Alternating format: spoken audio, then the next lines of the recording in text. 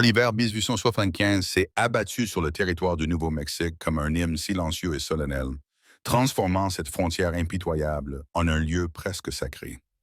Avant de commencer cette aventure, n'oubliez pas d'aimer la vidéo et de nous indiquer dans les commentaires d'où vous la regardez. La neige s'était déposée en épaisse couche sur les montagnes, encerclant Santa Fe, adoucissant les maisons en adobe et les devantures en bois sous un manteau blanc immaculé qui semblait paisible, même si tout le monde savait que cette paix était aussi fragile que le givre accroché aux fenêtres de la maison des Wynne. Sarah Wynne se tenait à la fenêtre de sa chambre, regardant les flocons tomber lentement d'un ciel froid et chargé de nuages. À 23 ans, les habitants de la ville murmuraient souvent qu'elle était la femme la plus convoitée de la région, la fille d'Orrin Wynne, l'un des commerçants les plus riches de Santa Fe à Albuquerque. L'entreprise de transport de son père prospérait depuis des années, apportant des marchandises précieuses de l'Est et établissant des relations qui faisaient du nom Wind une marque de richesse et de réputation. Mais Sarah en était venue à considérer cette réputation comme une sorte de prison, une prison luxueuse.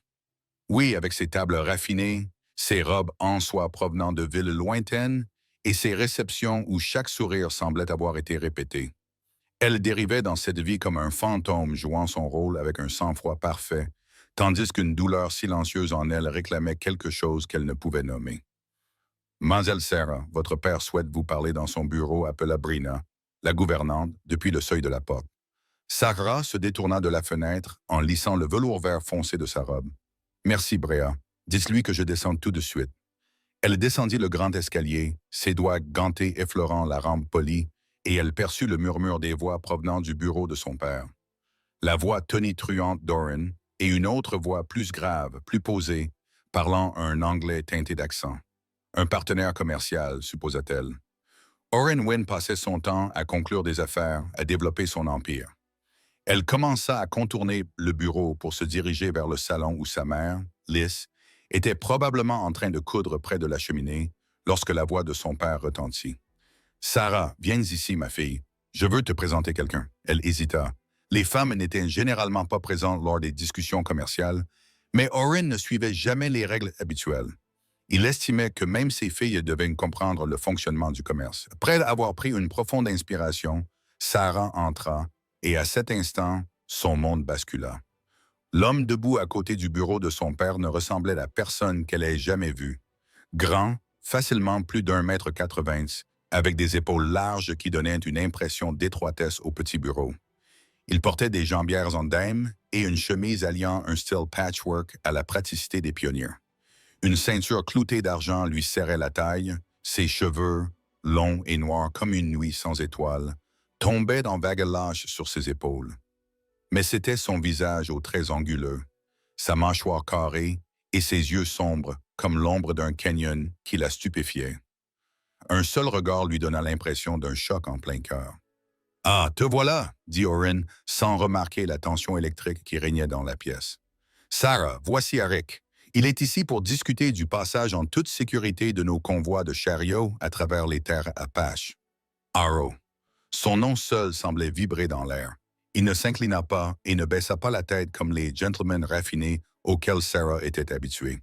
Il se contenta de la regarder, l'observant avec une intensité constante et imperturbable qui lui réchauffa les joues. Elle se sentit étrangement exposée, comme si ses yeux sombres voyaient au-delà de ses manières et de son éducation pour atteindre quelque chose de vulnérable en elle. « Mademoiselle, » dit-il d'une voix rauque comme la fumée d'un feu de camp. « Monsieur Irak, » parvint-elle à dire, bien que les mots sortissent plus doucement qu'elle ne l'aurait voulu. Son cœur battait à tout rompre, ses genoux flageolaient sous les lourds plis de sa jupe. « De la peur, » se dit-elle.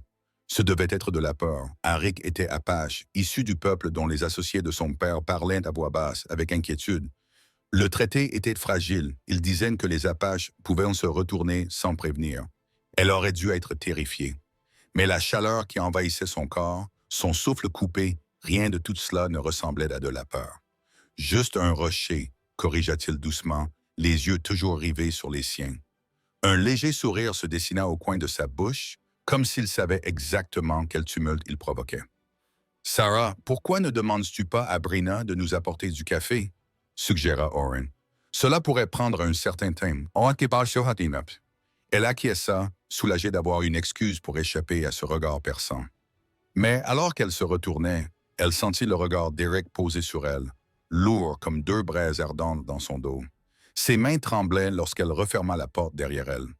Dans le couloir silencieux, elle pressa une paume contre sa poitrine, essayant de calmer son pouls qui s'emballait. Que venait-il de se passer?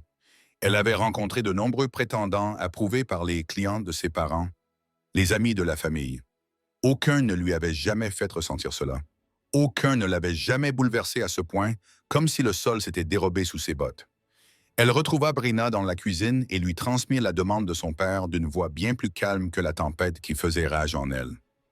Au lieu de retourner dans le salon où l'attendait Lios Wynn, Sarah se dirigea vers le bureau, restant hors de vue dans le couloir sombre, écoutant le grondement grave de la voix d'Eric qui discutait avec Orin Wynn des frontières du territoire et des sentiers étroits qui traversaient le pays Apache. Elle ne comprenait pas pourquoi ses pieds ne la portaient pas de loin. Pourquoi elle restait debout dans cette ombre, comme une jeune fille amoureuse, s'accrochant à chaque syllabe grave et enfumée qui sortait de la bouche du guerrier. Lorsque Brea arriva enfin avec le plateau de café et que Sarah s'écarta, elle fut envahie par un sentiment de honte, comme si elle avait été surprise en train d'écouter quelque chose de honteux. La réunion dura plus d'1 heure. Sarah essaya de se distraire en faisant de la couture dans le salon, mais ses mains tremblaient trop pour coudre en ligne droite. Lyris lui demanda à plusieurs reprises pourquoi elle semblait si distraite, mais Sarah l'entendait à peine. Ses pensées étaient envahies par des yeux sombres et indéchiffrables, et une présence qui semblait occuper tout l'espace de son esprit. Quand elle entendit enfin la porte du bureau s'ouvrir et le bruit lourd des bottes traverser le couloir, elle posa sa broderie et se leva, faisant semblant de s'affairer avec les livres sur une étagère voisine. À travers la porte, elle vit Orin serrer la main d'Arrow. « Je vous remercie de m'avoir accordé votre temps, » dit M. Winterrock. « Je pense que nous pouvons garantir un passage sûr à vos chariots. »« Excellent, excellent, » répondit Orin. « Je ferai rédiger les contrats d'ici la fin de la semaine. » Alors qu'Eric se retournait pour partir, son regard croisa celui de Sarah de l'autre côté du couloir. Il s'arrêta un instant, le temps d'un battement de cœur, d'une respiration. Pourtant, le monde semblait s'être figé autour d'eux. Le regard qu'il lui lança la fit fondre intérieurement, la remplissant d'une chaleur tremblante, d'un désir et d'une certitude. Puis, d'une voix si basse qu'elle seule pouvait l'entendre, il murmura « Mademoiselle Wynn, ce n'était pas une salutation, c'était un serment. » Puis il disparut. La porte d'entrée se referma avec un léger clic qui sembla résonner dans toute la maison comme le son lointain d'une cloche. Sarah resta clouée sur place, une main toujours posée sur un volume relié de cuir, le corps tout entier tremblant. Liz disait quelque chose de cinglant à propos d'Orin qui faisait des affaires avec des sauvages. Mais Sarah n'entendait rien d'autre que les battements dans ses oreilles. Cette nuit-là, le sommeil l'abandonna. Elle resta éveillée dans son lit à baldaquin, fixant le plafond tandis que la neige tombait doucement derrière sa fenêtre. Chaque fois qu'elle fermait les yeux, elle le voyait. Ses yeux sombres et perçants, ce sourire léger et dangereux. La façon dont il la regardait, comme s'il pouvait lire chaque recoin caché de son âme. Elle se dit que c'était de la peur, ça devait être de la peur, mais au fond d'elle-même, dans un endroit qu'elle n'osait pas toucher, Sarah savait mieux que quiconque. Ce qu'elle ressentait était bien plus dangereux que la peur. C'était un désir brut, inexplicable et totalement interdit. Les jours qui suivirent furent un véritable supplice. Sarah sursautait au moindre bruit, partagée entre l'espoir et la crainte qu'un rocher revienne pour sceller son accord avec son père. Elle se surprenait à s'attarder près des fenêtres, scrutant les champs enneigés à la recherche d'un grand cavalier. La nuit, il envahissait ses rêves, non pas les cauchemars auxquels elle s'attendait, mais quelque chose de bien pire. Des rêves où ses mains caressaient sa joue, où sa voix grave lui murmurait des mots qu'elle ne parvenait pas à comprendre, la laissant à bout de souffle et brûlante à son réveil. Elle essayait de le repousser dans son esprit. Elle allait à l'église avec sa mère, souriait de force pendant le thé avec la femme du pasteur et ses filles qui bavardaient sans fin, et supportait les visites de Calder Hasks, les fleurs, les compliments sincères, la conversation polie. Calder était tout ce que ses parents voulaient pour elle, riche, respectable, prévisible. Elle aurait dû l'apprécier. Au lieu de cela, elle ne cessait de le comparer à un guerrier apache sauvage, et à chaque fois, Calder n'était pas à la hauteur. Tu sembles distraite, ma chère Lise, remarqua-t-il. Un après-midi, alors qu'ils étaient assis dans le salon, dehors, la neige continuait de tomber en rideaux réguliers. Tu te sens bien? Juste fatiguée, mentit Mère Sarah, posant sa tasse de thé avant qu'elle ne glisse de ses doigts. Tu devrais peut-être te reposer avant le dîner chez les Henderson ce soir, dit Lius en observant le visage pâle de sa fille. Et Calder sera là. Tu voudras être à ton avantage, Calder. En sécurité, Calder, qui ne lui avait jamais fait battre le cœur ni fléchir les genoux, qui ne l'avait jamais regardée comme s'il allait la dévorer tout entière. Ce soir-là, vêtue d'une robe saphir qui faisait ressortir le bleu de ses yeux, Sarah assista au dîner dans la grande maison des Henderson et tenta de suivre la conversation de Calder sur l'exploitation bovine de son père. Mais ses pensées vagabondaient, revenant sans cesse à un visage qu'elle ne pouvait oublier et à un sentiment qu'elle ne pouvait nommer. C'est Robert, le fils de Madame Henderson, récemment revenu du service dans la cavalerie, qui finit par dire tout haut ce que tout le monde semblait murmurer. « Mon père m'a dit que les vents ont été durs avec cet Apache Robert, » dit-il avec un mépris évident dans chaque mot. « Je suis génial. On dit que c'est un sauvage dangereux.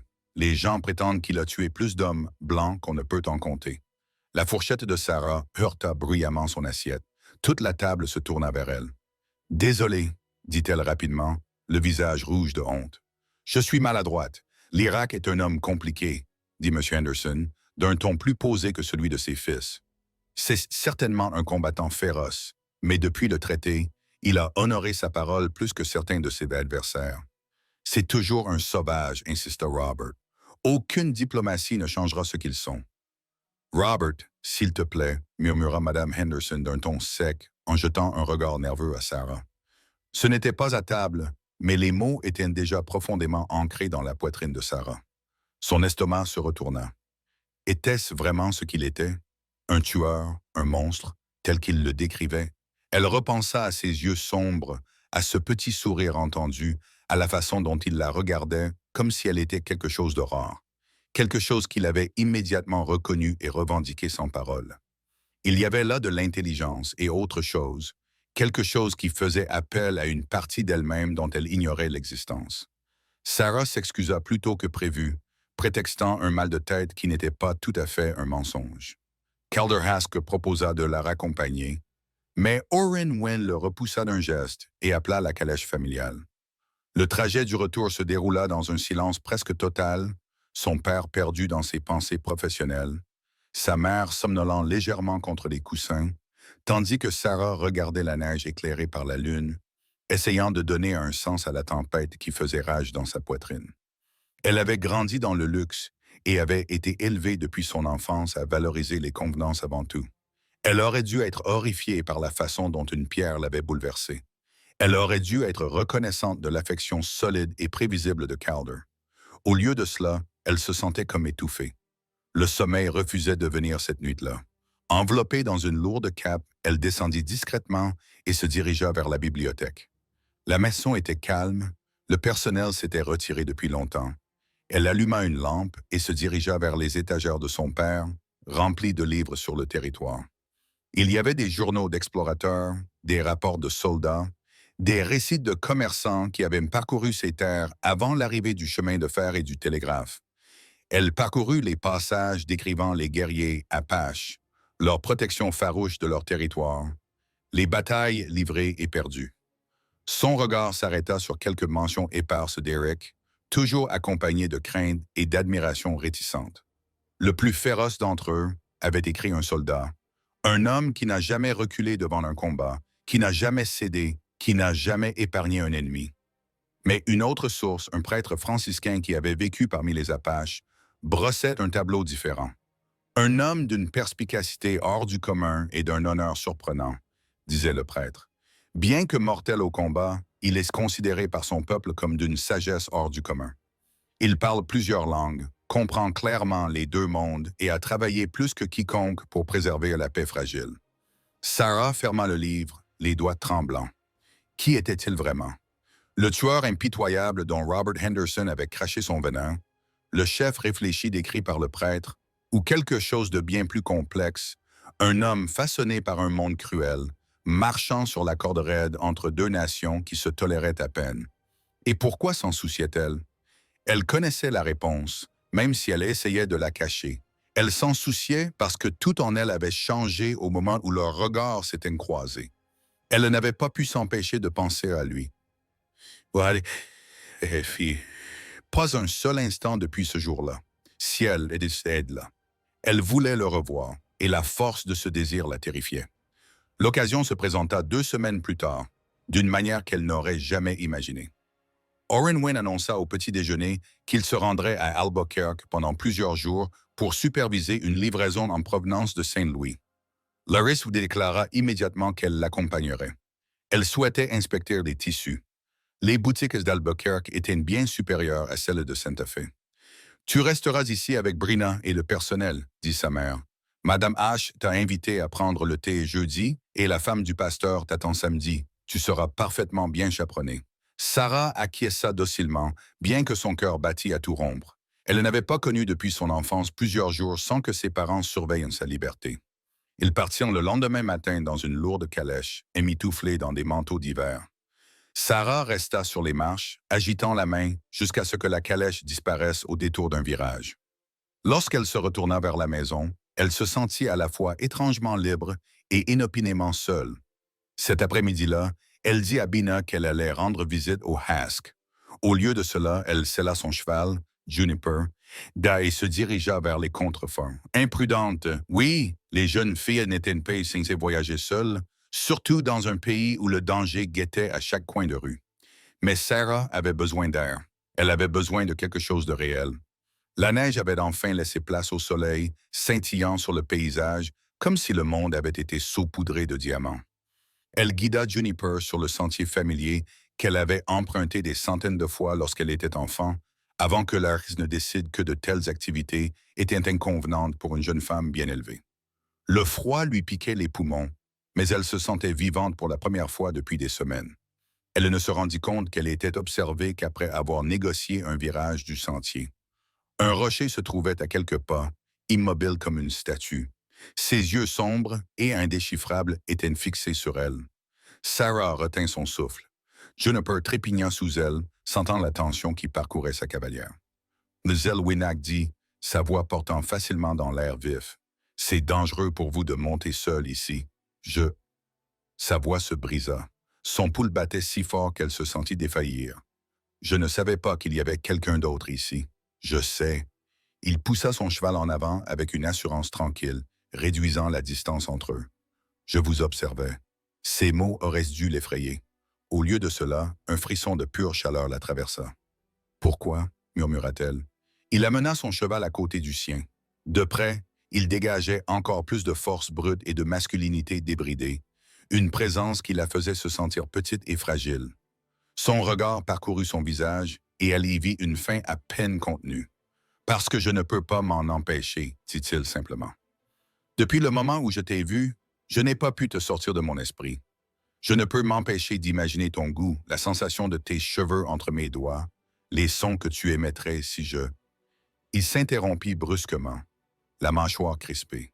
« Tu devrais rentrer chez toi, Sarah. » La façon dont il prononça son nom sans titre de politesse, juste son nom, de cette voix grave et rauque, fit monter la chaleur dans son ventre. « Je devrais, » murmura-t-elle, mais elle ne bougea pas. Elle en était incapable. Elle était prisonnière de son regard, comme un cerf figé dans la lumière d'une torche.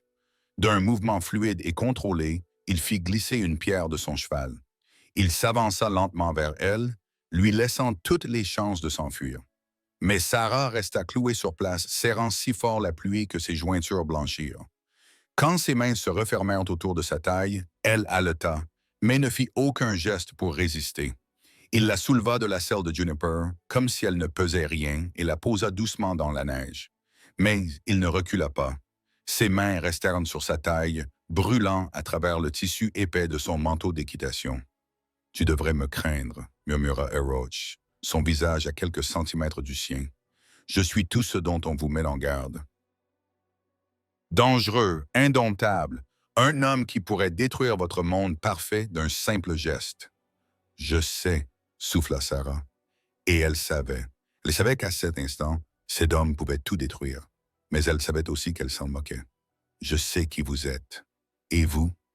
Ses doigts glissèrent sur sa joue, lui caressant le visage avec une douceur qui contredisait toutes les rumeurs qu'elle avait entendues. Comprenez-vous que j'ai tué, que j'ai vu et fait des choses qui vous retourneraient l'estomac, que votre peuple veut me traquer et que le mien veut votre disparition? Oui. Sa voix était désormais calme, même si tout son corps tremblait. Je sais tout cela. Alors pourquoi ne fuyez-vous pas? Sarah plongea son regard dans le sien et y découvrit quelque chose de sauvage, quelque chose qui faisait écho à la sauvagerie qui habitait son propre cœur. Parce que je ne peux pas, avoua-t-elle doucement. Je ne sais pas pourquoi, mais je ne peux pas. Un son grave s'échappa de sa bouche, mélange de soulagement, de douleur et de faim féroce. Son autre main glissa dans ses cheveux, détachant les épingles, jusqu'à ce que ses boucles soigneusement arrangées tombent dans son dos. « Sarah » murmura-t-il, son nom résonnant comme une prière arrachée de sa poitrine et une malédiction dans le même souffle. Elle se tenait debout, tremblante, tandis que ses mains suivaient les courbes de son visage, la ligne de sa mâchoire. La douceur de ses cheveux était si respectueuse qu'il semblait la mémoriser. Ses yeux ne quittaient pas les siens, voyant tous les secrets qu'elle avait essayé d'enfouir. Finalement, la raison l'emporta sur le brouillard. C'était de la folie, une folie dangereuse et imprudente. Si quelqu'un les voyait, « Je dois y aller », murmura-t-elle en reculant d'un pas.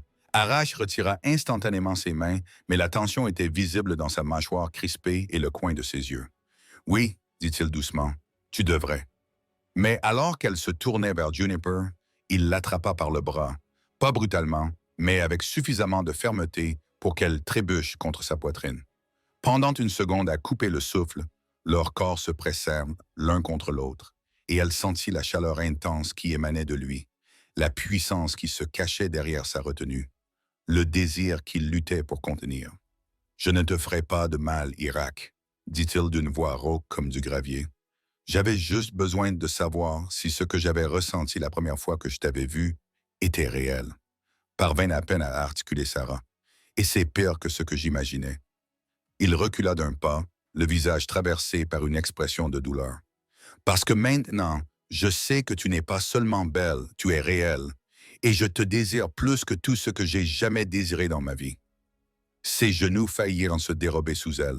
Elle s'agrippa à la selle de Juniper pour garder l'équilibre, respirant rapidement et par petits coups. D'un mouvement fluide, il monta sur son cheval et la regarda avec une expression qu'elle ne parvint pas à déchiffrer. « Rentre chez toi, Sarah Wynne, » dit-il doucement. « Oublie que tu m'as vue ici. Oublie tout ça.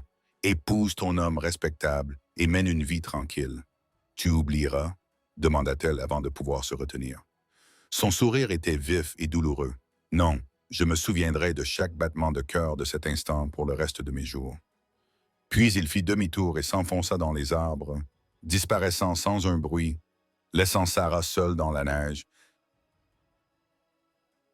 tremblant non pas à cause du froid hivernal, mais à cause de quelque chose de bien plus dangereux, quelque chose qui ressemblait terriblement au destin. Elle rentra chez elle dans un brouillard, se souvenant à peine des kilomètres parcourus sous les sabots de Juniper. Bina l'accueillit à la porte d'entrée, claquant la langue dès qu'elle vit les cheveux ébouriffés et les joues rougies de Sarah.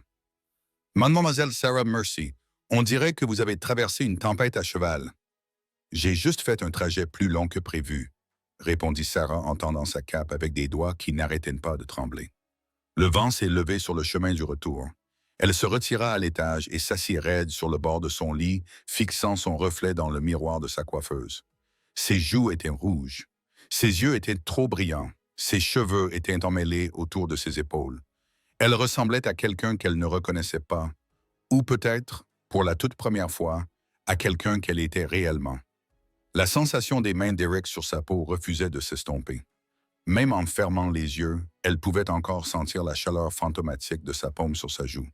Elle pouvait encore entendre la façon dont il avait prononcé son nom, comme s'il s'agissait à la fois d'une bénédiction et d'un péché. « Je te désire plus que je n'ai jamais désiré quoi que ce soit dans ma vie. » Elle aurait dû être horrifiée, elle aurait dû être profondément choquée. Au lieu de cela, Elle se sentait plus vivante que jamais, d'une manière qui lui donnait l'impression que toute son éducation n'était qu'une illusion bien construite. C'était comme si chaque instant de ses 23 années l'avait conduite vers cette clairière, vers cet homme qu'elle aurait dû craindre, pour finalement réaliser que la vie pour laquelle elle avait été élevée n'était qu'une cage dont elle ne voulait plus. Cette nuit-là, Sarah ne ferma pas l'œil. Elle resta éveillée, regardant le clair de lune flotter à travers ses fenêtres, et finit par admettre la vérité. Elle était en fuite depuis l'instant où elle l'avait rencontré. Elle était en train de tomber amoureuse d'Eric. Non, elle était amoureuse de lui. Désespérément, impossiblement, dangereusement amoureuse de quelqu'un à qui son monde lui interdisait même de parler. Et le plus effrayant, c'est qu'elle ne voulait pas s'arrêter. Les 3 jours suivants se confondirent. Elle suivit sa routine comme un fantôme. Le thé avec Madame Hask, les commérages à l'église, où elle ne pouvait se concentrer sur un seul mot, les longs après-midi à faire semblant de lire, tandis que son esprit revenait sans cesse à ses yeux sombres et à ce contact qu'elle ne pouvait oublier. Chaque jour, elle essayait Juniper et partait en disant à Brina qu'elle avait besoin d'air. Toujours le même chemin, toujours le même virage, dans l'espoir qu'il apparaisse, peur qu'il n'apparaisse pas. Mais Arak ne vint jamais. Le 4e jour, elle commença à se demander si elle n'avait pas tout imaginé, que cette rencontre n'était rien d'autre qu'un rêve fiévreux né de son désir insatiable. Ses parents allaient rentrer le lendemain et la vie reprendrait son cours étouffant. Cet après-midi-là, incapable de supporter le silence de la maison, Sarah salua Juniper et chevaucha plus loin qu'elle ne l'avait jamais fait. Le sentier montait, le soleil couchant transformant la neige en reflets dorés et roses. Elle savait qu'elle devait faire demi-tour, mais quelque chose en elle la poussait à continuer. Le sentier débouchait sur une petite prairie entourée de grands pins, et il était là. Eric était assis sur un tronc d'arbre tombé, comme s'il l'avait attendu depuis toujours. Son cheval paissait à proximité, fouillant la neige de ses sabots. Il ne semblait pas surpris de la voir. Il n'avait pas besoin de l'être. Sarah arrêta Juniper. Pendant un long moment, aucun des deux ne parla. Le silence était lourd, chargé de tout ce qu'ils n'osaient pas dire. « Je suis venu ici tous les jours », dit enfin Oroch, les yeux rivés sur les siens, « en espérant que tu viendrais aussi. » Sarah glissa de sa selle, les jambes tremblantes. « Pourquoi? Parce que je ne peux pas rester loin de toi. » Tout comme moi, il se leva, et même à plusieurs mètres de distance, elle sentit sa force. J'ai essayé d'être raisonnable. Je me suis donné toutes les raisons pour lesquelles cela ne devait pas arriver. Mais je ne peux m'empêcher de penser à toi, Sarah. Sa voix se fit plus rauque. Je ne peux m'empêcher de vouloir te voir, d'entendre ta voix, de vouloir être près de toi. C'est de la folie, dit Sarah, bien que ses pieds la portaient vers lui, attirés comme du fer par un aimant. Nous nous connaissons à peine. Nos mondes sont... Je sais. Il combla la distance qui les séparait en 3 longues enjambées. Je sais toutes les raisons pour lesquelles c'est impossible, mais regarde-moi dans les yeux et dis-moi que tu ne l'as pas ressenti aussi. Dis-moi que tu n'as pas perdu la tête en repensant à ce qui s'est passé. Son souffle se coupa. Elle aurait dû le nier. Elle aurait dû monter sur son cheval et fuir cet homme et le feu qu'il avait allumé en elle. Mais elle avait passé toute sa vie à être convenable, à se taire. Pas maintenant, pas avec lui. Je ne peux pas m'empêcher de penser à toi, murmura-t-elle. Chaque minute, chaque nuit, je rêve de toi. Je me réveille en cherchant quelque chose que je ne peux pas expliquer. Et cela me terrifie, Arak, parce que je ne sais pas ce que tout cela signifie, mais je ne peux pas l'arrêter. Le son qu'il émit était mi-grognement, mi-gémissement. Ses mains encadrèrent son visage, pas doucement cette fois, mais avec un besoin si intense qu'il lui coupa le souffle. On aurait dit qu'il avait été affamé et qu'elle était la seule chose qui lui avait été refusée. « Dis-le », exigea-t-il doucement, son front pressé contre le sien, son souffle chaud contre ses lèvres. « Dis ce que tu ressens. J'ai besoin de l'entendre. »« Je ne sais pas quel mot convient, » murmura Sarah, les poings serrés sur le devant de sa chemise en peau de daim. « Tout ce que je sais, c'est que quand je suis avec toi, j'ai l'impression de pouvoir enfin respirer. Comme si j'avais dormi toute ma vie et que tu étais celle qui m'avait réveillé. C'est exactement ce que je ressens. » Une voix rauque et sincère. Comme si chaque pas que j'ai fait, chaque combat, Chaque cicatrice m'avait conduit vers toi. Son pouce effleura sa lèvre inférieure, lui donnant des frissons dans le dos. Je suis amoureux de toi, Sarah Wynne. Il prononça ces mots sans détour, sans retenue, de manière imprudente, et je sais que tu le ressens aussi. Elle le ressentait. Que Dieu lui vienne en aide. Elle le ressentait. Imprudent ou non, destructeur ou non. C'était la chose la plus vraie qu'elle ait jamais connue. Oui, elle respira. Je t'aime. Je ne comprends pas, murmura Sarah. Mais moi, je comprends. Je t'aime si profondément que cela m'effraie. Le baiser, lorsqu'il arriva, fut comme un éclair, aveuglant, féroce, bouleversant. Sa bouche s'empara de la sienne avec une avidité qui reflétait la sienne, et Sarah lui répondit avec une sauvagerie qu'elle ne se savait pas posséder. Ses doigts s'emmêlèrent dans ses cheveux, l'attirant vers elle, tandis que ses bras s'enroulaient autour de sa taille et la soulevaient presque du sol. Cela n'avait rien à voir avec les baisers polis et légers que Calder Hask avait déposés sur sa joue. C'était brut, primitif, parfait. Elle pouvait goûter le désespoir sur les lèvres d'Eric, sentir le tremblement de ses mains qui la tenaient, percevoir la retenue de fer avec laquelle il luttait pour ne pas prendre plus qu'elle ne pouvait donner. Quand ils se séparèrent enfin, essoufflés et chancelants, Sarah eut l'impression que la jeune fille qui était venue dans ces collines avait disparu, laissant place à une femme qui avait goûté à quelque chose qu'elle ne pourrait jamais oublier. « Que faisons-nous » murmura-t-elle d'une voix tremblante. « Aro, comment pouvons-nous faire fonctionner cela? Ma famille ne l'acceptera jamais. Quant à ton peuple, je m'en fiche complètement. » Il l'interrompit d'un ton ferme et assuré. « Tout ce qui m'importe, c'est toi. Nous trouverons un moyen, Sarah.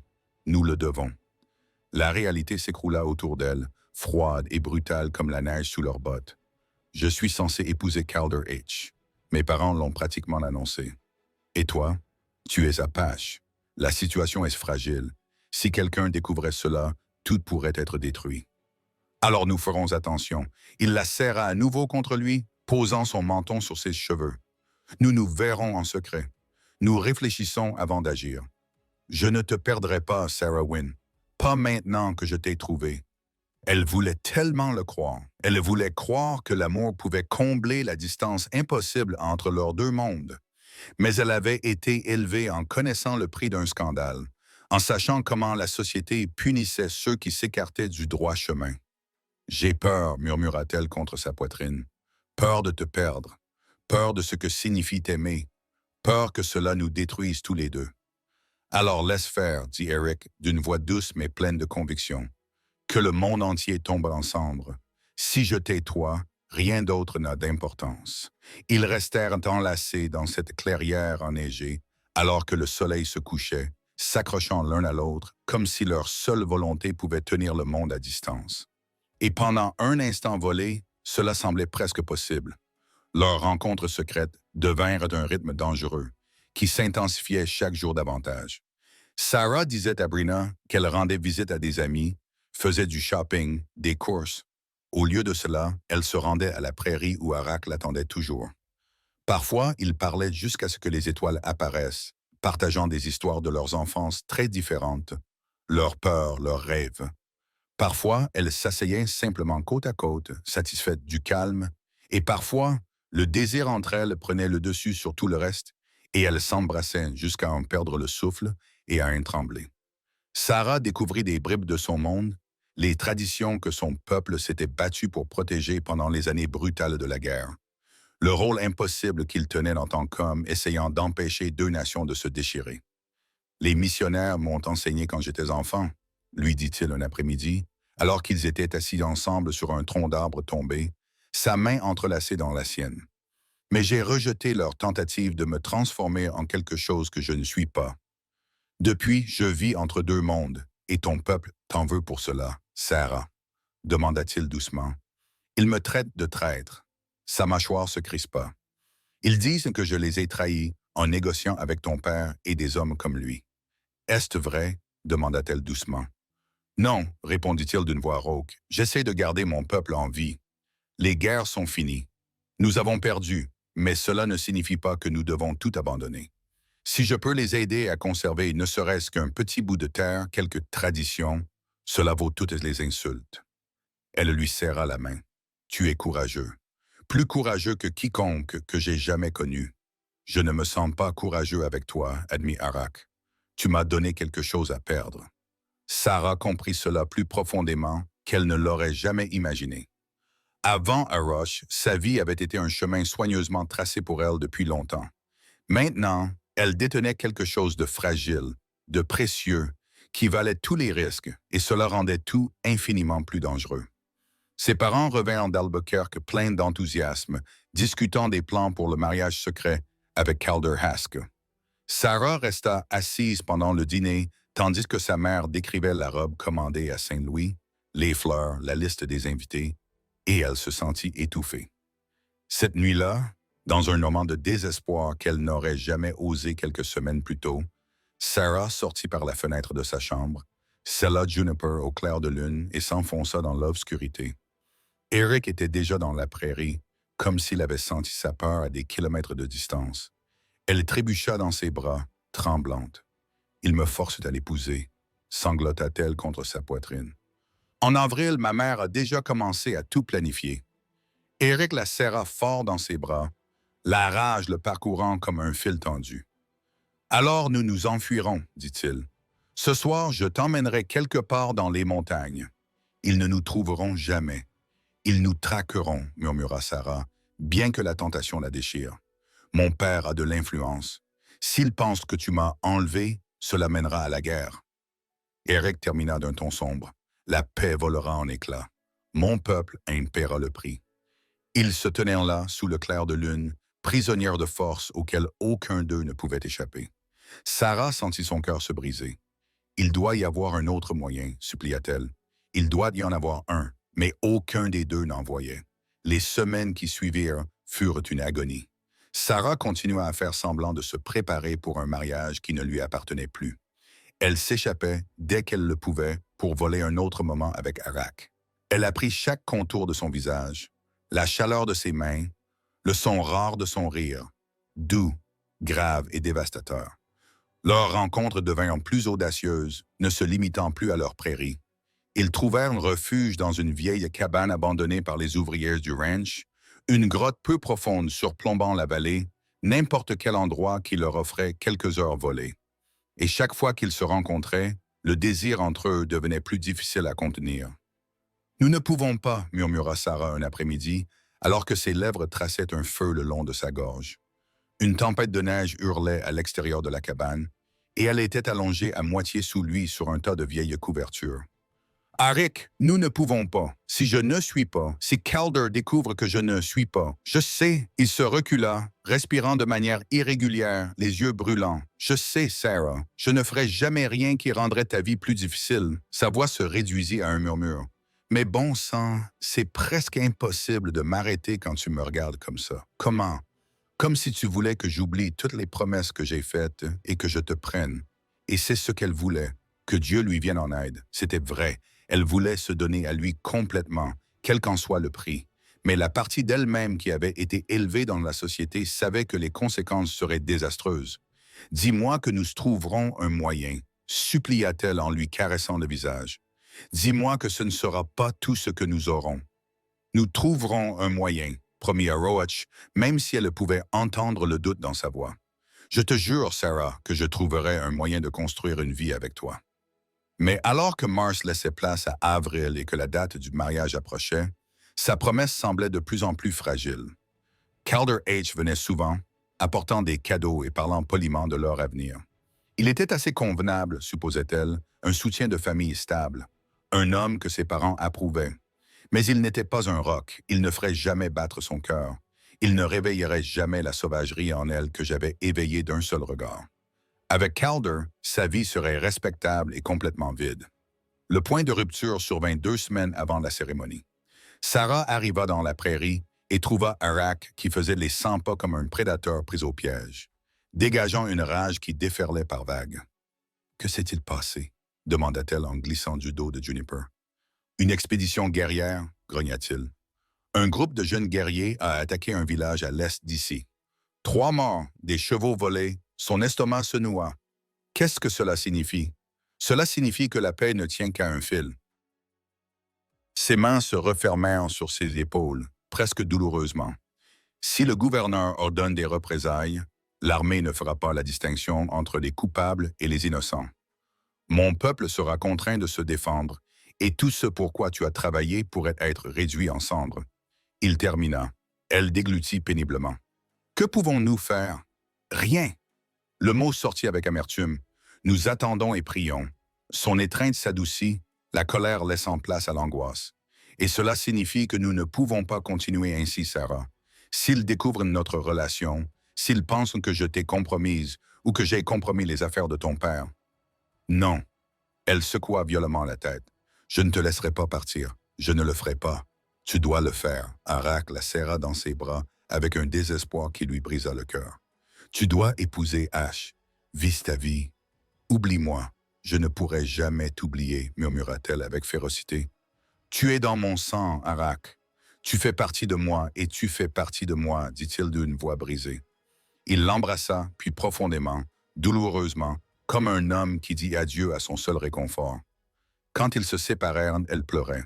« Ce n'est pas la fin, insista-t-elle entre deux sanglots. « Je ne le ferai pas, Mary Calder. Je trouverai un moyen. »« Sarah, dit-il d'une voix brisée, ne rende pas les choses plus difficiles. Rentre chez toi, reste en sécurité. Oublie-moi. »« Je t'aime, sanglota-t-elle. « Je t'aime tellement, je sais. » Sa main tremblait alors qu'il lui caressait la joue. « Je t'aime aussi, plus que ma vie, plus que mon honneur, plus que tout. » Il recula et elle comprit que le quitter était le seul moyen de le sauver. Elle monta sur Juniper. Mais alors qu'elle s'éloignait, quelque chose en elle se rebella. Non, elle n'abandonnerait pas son bonheur à la peur et aux préjugés. Elle ne savait pas encore comment, mais elle trouverait un moyen. Elle le devait. Une vie sans Arosh n'était pas une vie. Les préparatifs du mariage envahirent la maison des Wynne comme une traînée de poudre. Sarah se laissait porter par les événements, engourdie, acquiesçant à des tissus qui ne l'intéressaient pas, acceptant des fleurs qu'elle ne verrait pas, immobile tandis que la couturière épinglait une robe destinée à une mariée déjà morte dans 10 jours. Elle n'avait pas vu une pierre depuis 10 jours, et elle se disait qu'elle obéissait à ses souhaits, lui donnant l'espace dont il avait besoin alors que la tension se resserrait autour de son peuple comme un nœud coulant. Mais chaque lever de soleil sans lui déchirait un peu plus le cœur. En vérité, elle était terrifiée. Terrifiée à l'idée que si elle revoyait Eric, elle n'aurait pas la force de s'éloigner une seconde fois. La situation dans le territoire empirait de jour en jour. Le gouverneur avait ordonné des patrouilles plus intensives dans le pays Apache, et les esprits étaient à fleur de peau. Orrin Wynne parlait d'un ton sombre, d'un nouveau conflit pour protéger leurs terres et leurs affaires, si la violence venait à éclater à nouveau. Pendant ce temps, Calder H devenait de plus en plus possessif à chaque visite, appelant tous les jours, amenant sa mère pour discuter des arrangements domestiques, parlant de l'avenir, comme si Sarah lui appartenait déjà. Elle supportait tout cela avec un sourire qui semblait artificiel, un masque qui devenait de plus en plus difficile à porter chaque jour qui passait. Mais chaque nuit, lorsque la maison était calme, elle laissait le masque s'effriter. Elle se tenait à sa fenêtre, regardait les montagnes argentées et ressentait l'absence de Rock comme une plaie ouverte. Elle se souvenait de la chaleur de ses mains, emmêlées dans ses cheveux, de la façon dont il prononçait son nom d'une voix grave, du regard qu'il lui lançait comme si elle était quelque chose d'indomptable, d'inestimable, qui valait la peine d'affronter le monde. Elle ne pouvait pas épouser Calder Hodge. Chaque battement de son cœur s'y opposait. Mais quel choix s'offrait à elle? Fuir entraînerait la ruine d'Arak et de son peuple. Refuser le mariage traînerait le nom de sa famille dans la boue et la laisserait marquer du sceau de la disgrâce, sans nulle part où aller. Elle était piégée, prisonnière des obligations sociales et d'un monde qui ne laissait aucune place aux femmes pour choisir leur propre destin. Le matin de l'essayage de sa robe de mariée, Brina la trouva en pleurs dans le jardin, le visage enfoui dans ses mains, tandis que la neige tombait doucement autour d'elle. « Mademoiselle Sarah, dit Brina en se précipitant vers elle. L'inquiétude se lisait sur son visage rond. « Ma petite, qu'y a-t-il? Tu ne te sens pas bien? Je ne peux pas faire ça. » Sarah sanglotait. « Brina, je ne peux pas l'épouser. Je ne peux pas. » Brina regarda rapidement autour d'elle, puis guida Sarah vers un banc partiellement caché sous la tonnelle envahie par la végétation. Voilà, murmura-t-elle en tapotant la main de Sarah. Il est naturel d'être nerveuse avant un mariage. Monsieur Hask est un homme respectable issu d'une bonne famille. Il prendra bien soin de toi. Je ne l'aime pas. Cette confession jaillit d'elle comme quelque chose qui se détachait. Je ne l'aimerai jamais. Et il y a quelqu'un d'autre. Quelqu'un que je ne devrais pas aimer, mais que j'aime. Je l'aime tellement que j'en ai le souffle coupé. Les yeux de Brina s'écarquillèrent. Mademoiselle Sarah, vous ne devez pas dire de telles choses. Si vos parents vous entendaient, je sais. Sarah s'essuya le visage. Je sais ce qu'on attend de moi. J'avais juste besoin de le dire à voix haute, ne serait-ce qu'une fois. Pendant un long moment, Brina observa son inquiétude et sa sympathie qui se disputaient dans son expression. L'amour ne suffit pas toujours, dit-elle doucement. Parfois, nous choisissons ce qui est sûr, ce qui nous permet de rester debout. Mais que se passe-t-il si la sécurité signifie mourir à l'intérieur? Sarah murmura, et si le pragmatisme signifie renoncer à la seule chose qui me fait me sentir vivante? Bynum n'avait pas de réponse. Cette nuit-là, le sommeil refusait de venir. Et dans un moment de lucidité imprudente, Sarah se glissa hors de la maison une fois que tout le monde fut couché. Elle scella Juniper à la lumière d'une lampe et chevaucha dans l'obscurité vers la prairie où elle et Arak avaient sculpté leur monde volé. Elle ne s'attendait pas à le trouver là, pas après minuit, sans qu'elle lui ait donné de signe. Mais il était là, assis seul sur leur tronc d'arbre tombé, baigné par le clair de lune, la tête baissée comme s'il priait ou s'il était vaincu. Un rocher, murmura-t-elle en glissant du dos de Juniper. Il leva la tête et son expression la bouleversa. Il avait l'air vide, usé, amaigri, comme s'il portait un poids trop lourd à supporter. « Tu ne devrais pas être ici, dit-il. » Mais il se levait déjà, traversant la distance qui les séparait. « Sarah, tu n'aurais pas dû venir. Je devais te voir. » Elle franchit elle-même la distance restante et se jeta dans ses bras. « Je ne peux pas faire ça, Eric. Je ne peux pas l'épouser. J'en mourrais. » Non, il la serra fort contre lui, le visage enfoui dans ses cheveux. « Tu vivras. Tu auras une belle vie, Sarah. Une maison, des enfants, tout ce que tu mérites. »« Je te mérite, » dit-elle avec férocité. « Nous nous méritons l'un l'autre.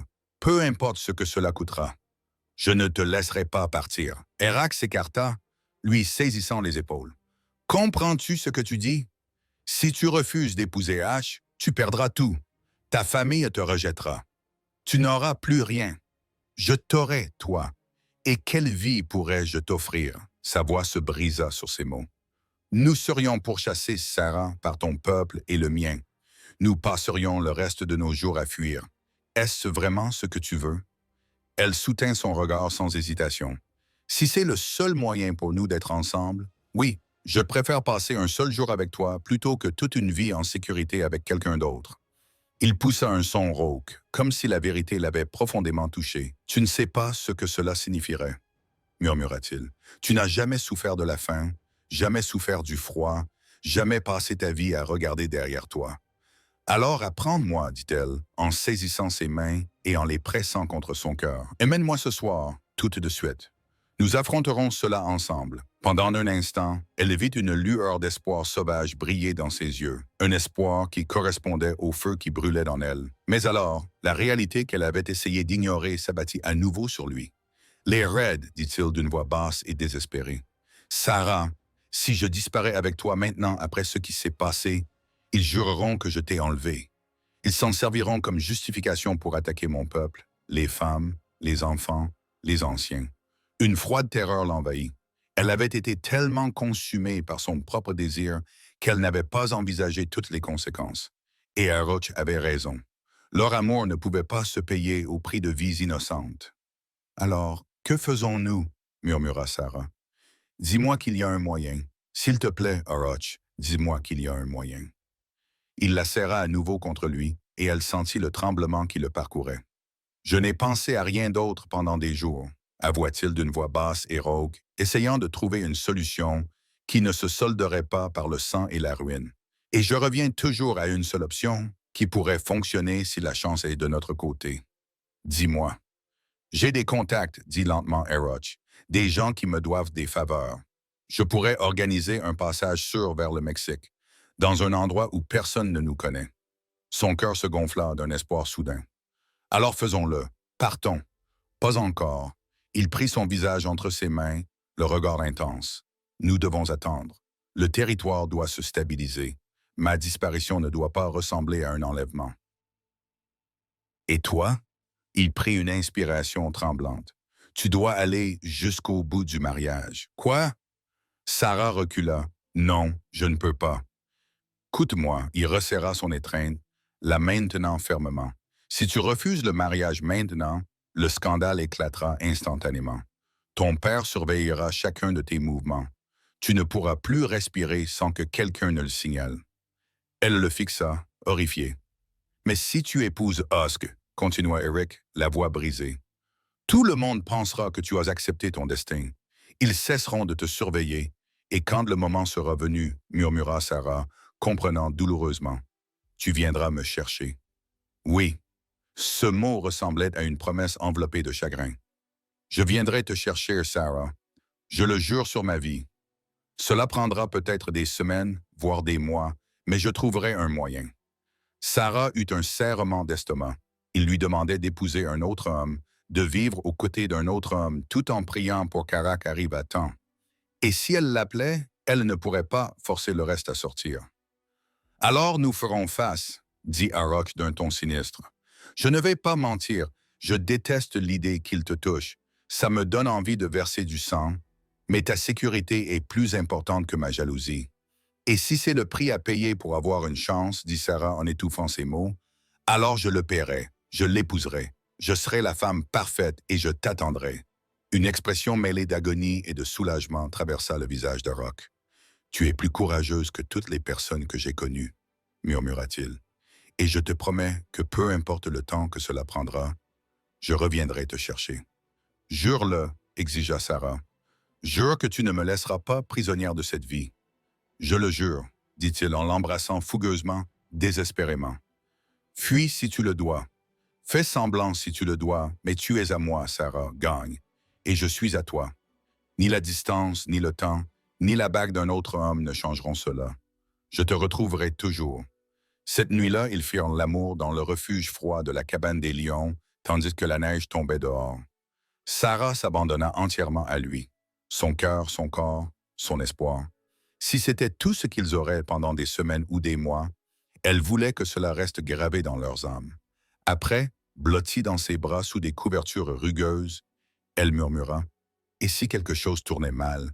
Et si tu ne pouvais pas m'atteindre? Alors je mourrais en essayant, répondit simplement Arak, parce qu'une vie sans toi n'est pas une vie que je veux. Sarah le croyait, elle devait le croire. C'était la seule chose qui lui permettrait de surmonter ce qui allait suivre. Lorsque l'aube se glissa à l'horizon et qu'elle se prépara à retourner à la vie qui l'attendait pour la dévorer, une pierre attrapa sa main. « Quand je viendrai te chercher, dit-il en la regardant intensément dans les yeux, tu n'auras aucun avertissement. Ce sera peut-être à minuit ou en plein jour. Quand tu me verras, tu courras immédiatement. Tu comprends? Oui. Sarah serra sa main, mémorisant son contact. Je serai prête.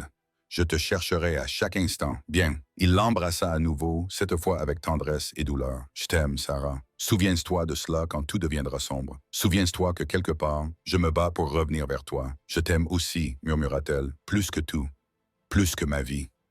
Puis elle monta sur Juniper et chevaucha vers le soleil levant, vers son mariage, vers un homme qu'elle n'aimait pas, mais en gardant dans son cœur la promesse de l'homme qui traverserait le monde pour la réclamer. Elle devait seulement survivre assez longtemps pour qu'il puisse la rejoindre. Le mariage était tout ce dont Ruth Wynne avait toujours rêvé. Grandiose, raffiné, étouffant. Sarah se tenait dans la petite chapelle enveloppée dans sa robe blanche sophistiquée, la main serrée dans celle de Calder Hask, et prononçait des vœux qui avaient le goût de la trahison. Sarah souriait quand il le fallait, acceptait les félicitations des invités qui n'avaient aucune idée que son cœur hurlait, et laissait Calder Hask la faire tournoyer sur la piste de danse, tandis que les morceaux à l'intérieur d'elle-même continuaient à se briser en éclats plus petits. Calder essaya d'être doux cette nuit-là, prudent avec sa timide épouse. Sarah ferma les yeux, fit semblant d'être à des kilomètres de là avec quelqu'un d'autre. puis resta éveillée dans le noir, se demandant comment elle allait survivre un jour de plus dans ce mensonge. Mais elle y parvint. Jour après jour, semaine après semaine, elle endossa le rôle de Madame Calder H avec une aisance qu'elle ne se connaissait pas. Elle supervisait le ménage, tolérait les amis de Calder, supportait les commentaires de Bram Hasks sur les convenances, et la nuit, elle donnait à Calder suffisamment d'affection pour le satisfaire et le maintenir dans l'ignorance. Pendant tout ce temps, elle attendait. Chaque cavalier sur la crête lointaine faisait battre son cœur. Chaque craquement de la maison pendant la nuit la poussait à la fenêtre, à la recherche de la silhouette d'Eric dans l'ombre. Mais il ne venait jamais. Avril laissa place à mai. La neige fondit pour laisser place à l'herbe et aux fleurs sauvages. Les patrouilles se sont espacées lorsque le gouverneur a retiré ses troupes. Sarah se disait que c'était une bonne chose, que cela signifiait qu'un rocher pouvait enfin bouger en toute sécurité, que ses plans pouvaient se réaliser, qu'il tiendrait sa parole. Mais toujours rien. Une peur froide grandissait en elle. Avait-elle commis une erreur? Arash avait-il décidé qu'elle ne valait pas le danger? Quelque chose lui était-il arrivé? Ne pas savoir la rongeait, l'empêchait de dormir. Elle perdit l'appétit et des cernes sombres apparurent en dessous ses yeux. Calder remarqua son malheur, mais l'attribua à la nervosité féminine ou au stress de la vie de jeune mariée. Il lui offrait des cadeaux, de l'attention, du réconfort, mais chacun d'entre eux la blessait. Pourtant, Sarah s'accrochait à la promesse d'Arak. « Je te retrouverai toujours. » Sans cela, elle n'avait plus rien. 6 semaines après le mariage, Sarah était dans le jardin en train de couper des fleurs lorsque Bina sortit précipitamment, les joues rougies par l'excitation. « Madame H, un monsieur demande votre mari. Il dit que c'est pour affaire, quelque chose à propos de chevaux. » Sarah retint son souffle. À quoi ressemble-t-il? Bina baissa la voix. Un Indien, grand, les cheveux longs, les yeux perçants comme ceux d'un faucon. Le panier glissa des mains de Sarah. « Où est Calder? »« Au ranch de son père, madame. Il ne rentrera pas avant le dîner. »« Je vais recevoir le visiteur, » dit Sarah, en s'efforçant de calmer sa voix. « Faites-le entrer dans le salon. » Bryna hésita. « Avec M. Hask absent, est-ce convenable? »« Tout va bien, Brea. Ce ne sont que des affaires. Faites-le entrer, puis vous pouvez nous laisser. Je vous appellerai si j'ai besoin de quoi que ce soit. » Toujours inquiète, Brea obéit. Sarah entendit des voix, le bavardage agité de Brea et une voix plus grave qui la fit frissonner. Des pas s'approchèrent. Elle se détourna de la fenêtre au moment où il entra. Eric remplissait l'embrasure de la porte, comme une tempête, à peine contenue par les murs et les rideaux de dentelle. Son regard sombre se posa sur elle, et la force de celui-ci la fit presque tomber à genoux. « Mademoiselle Haskell, » dit-il d'un ton neutre. Pourtant, derrière cette formalité, elle entendait tout. Le désir, la fureur, le chagrin, la faim, l'amour. « Votre mari a accepté de me parler des chevaux. Est-il disponible? »« Il est absent, » murmura Sarah. « Il ne reviendra pas avant ce soir, je vois. » Une pierre s'inséra dans le mouvement. Petite, mais chargée de sens. Dans ce cas, nous devrions peut-être parler à un autre moment. C'était un test. Il lui offrait une dernière chance de choisir la sécurité. Mais elle en avait fini avec les choix sûrs. « Ou, dit Sarah doucement en s'approchant, nous pourrions en discuter maintenant. Je connais bien les affaires de mon mari. Quelque chose de féroce passa dans ses yeux. Êtes-vous certaine que cette affaire particulière est compliquée? J'en suis certaine. Elle n'entendit aucun bruit de pas dans le couloir. La voix de la pierre se réduisit à un murmure qui ne s'adressait qu'à elle ce soir-là. Emportez seulement ce que vous pouvez porter. Des choses pratiques. Cache le sac près de la porte du jardin. Je viendrai à minuit. Et il l'appela. Elle respira. Je m'en occuperai, dit Aroch, la mâchoire serrée comme du fer. Sois prête, Sarah. Fais-moi confiance, je te fais confiance. Elle avait envie de le toucher, de se jeter dans ses bras, mais c'était trop dangereux. Je te confierai ma vie. Bien. Il recula, son masque reprenant de ses traits, tandis qu'il élevait la voix d'un ton poli, au cas où quelqu'un passerait par là. Dis à ton mari que je reviendrai plus tard. Bonne journée, Madame H. Puis il disparut. Sarah resta debout dans le salon, tremblante, le souffle court, l'espoir renaissant pour la première fois depuis si longues semaines. Il était venu. Il avait tenu sa promesse. Le reste de la journée s'écoula comme une éternité. Sarah accomplit ses tâches ménagères dans un brouillard, l'esprit envahi par la peur et la détermination. Elle ne pouvait pas emporter grand-chose, seulement ce qui n'éveillerait pas les soupçons. Elle choisit une robe simple, un manteau chaud, le médaillon de sa mère, son seul bien précieux, et la poignée de pièces qu'elle avait réussi à cacher. Elle mit le tout dans un petit sac et le cacha dans l'abri de jardin quelques instants avant que Calder ne rentre à la maison, poussiéreux et fatigué après sa journée passée avec Bram Hask. Au dîner, Calder Hask finit par parler, divagant sur les prix du bétail et les droits d'eau, sans se rendre compte à quel point sa femme était tendue. « Tu te sens bien, ma chérie? » demanda-t-il plus tard alors qu'ils entraient dans le salon. « Tu es pâle, tu as juste l'air fatigué, » répondit Sarah avec douceur. « Je vais peut-être me coucher au dos. »« Bonne idée, » répondit Calder en déposant un baiser possessif sur son front, le genre de baiser qui lui donnait la chair de poule. « J'ai quelques registres à vérifier. Je te rejoins bientôt. » Sarah monta les escaliers, le cœur battant à tout rompre. Elle se prépara pour aller se coucher comme d'habitude, laissant l'aide de Brenna l'aider à enfiler sa chemise de nuit et à tresser ses cheveux. Mais une fois que la maison fut plongée dans un profond silence, elle se glissa hors de sa chemise de nuit et enfila les vêtements pratiques qu'elle avait cachés, chaque mouvement étant petit et prudent. L'horloge du couloir sonna 23h30. Il restait 30 minutes avant qu'un rocher ne l'attende. Mais Calder était toujours éveillée. Elle pouvait voir la fine bande de lumière de la lampe sous la porte de son bureau. Et s'il montait tôt, et s'il remarquait qu'elle était partie, elle se força à respirer lentement. Elle ne pouvait pas rester dans la maison. Le risque était trop grand. Elle devait sortir maintenant et attendre dans le jardin. Se déplaçant comme une ombre, Sarah descendit les escaliers et ouvrit doucement la porte arrière. Les gonds émirent un léger grincement. Elle se figea à l'écoute, mais le bureau de Calder restait silencieux. Elle se glissa dans la fraîcheur de la nuit, récupéra son petit sac dans la remise et se dirigea vers le portail du jardin. Le clair de lune baignait la cour d'une lumière argentée. Se pressant contre les ombres à côté de la clôture, elle attendit, les nerfs à vif. 23h40, 23h50, ses mains tremblaient, et si quelque chose avait mal tourné, et si une pierre ne pouvait pas s'échapper, et si une main se refermait doucement sur sa bouche. « Ne crie pas », une voix basse murmura, « c'est moi ». Sarah s'affaissa de soulagement, se fondant dans Eric qui la stabilisait en passant un bras autour de sa taille. « Tu es prête », murmura-t-il près de son oreille. Elle acquiesça. Les mots étaient impossibles. « Mon cheval est juste derrière ces arbres. Nous devons nous déplacer rapidement et silencieusement. Reste avec moi. » Il l'aida à franchir la clôture, ses mains fortes et sûres la guidant. Il n'avait fait qu'une douzaine de pas vers les arbres lorsqu'une voix déchira la nuit derrière eux. Sarah, la glace, lui parcourut les veines. Elle se retourna et vit Calder debout dans l'embrasure de la porte, le visage déformé par le choc et la fureur. « Montez à cheval !» ordonna Eric d'une voix de fer. « Maintenant, Sarah !» Elle courut. Derrière elle, Calder cria. Les bottes martelaient le sol alors qu'ils se lançaient à leur poursuite. Le cheval d'Eric surgit de l'ombre, un animal noir féroce qui piaffait d'impatience. Sarah attrapa la selle, cherchant à s'agripper. Eric la souleva sans effort et se hissa sur la selle derrière elle. Calder était presque sur eux, la rage rendant son visage presque violet.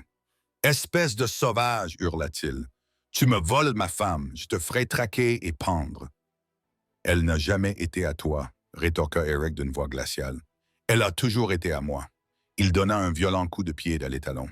Le cheval bondit en avant et ils s'envolèrent dans l'obscurité. Les jurons de Calder furent emportés par le vent. Sarah s'agrippa à la corne de la selle, sentant les bras d'un roc l'enserrer, sa poitrine solide contre son dos. Ils chevauchèrent pendant ce qui leur sembla être des heures, empruntant des sentiers de montagne que seul Eric connaissait, jusqu'à ce que même la faible lueur de Santa Fe disparaisse. Enfin, au fond d'un canyon abrité près d'un ruisseau étroit, Eric arrêta le cheval. Il descendit de cheval et aida Sarah à descendre. Et dès que ses bottes touchèrent le sol, elle s'effondra dans ses bras.